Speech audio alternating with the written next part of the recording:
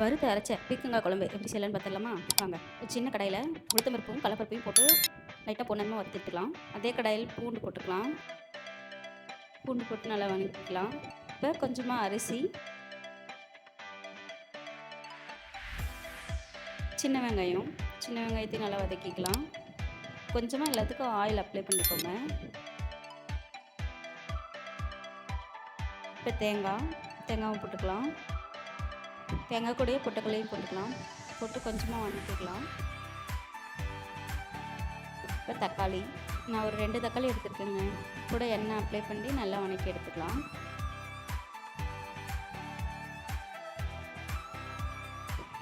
தக்காளி கூடயே கறி மசாலா தூள், மிளகாய்த்தூள், மல்லித்தூள், கொஞ்சமாக தண்ணி ஊற்றி நல்லா கிளறி விட்டுக்கலாம். நல்லா வதக்கி எடுத்தாச்சு.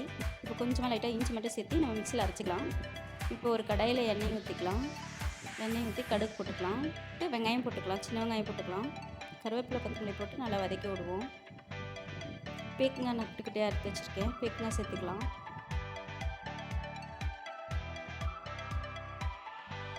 பீர்க்கங்காயும் நல்லா வதக்கிக்கலாம். கொஞ்சமாக மஞ்சத்தூள், உப்பு போட்டு நல்லா கிண்டி விட்டுக்கலாம்.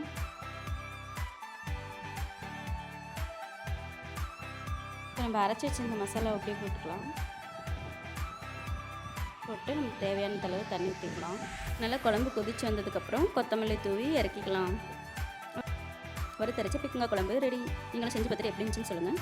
கமெண்ட் பாக்ஸில் கமெண்ட் பண்ணுங்கள்.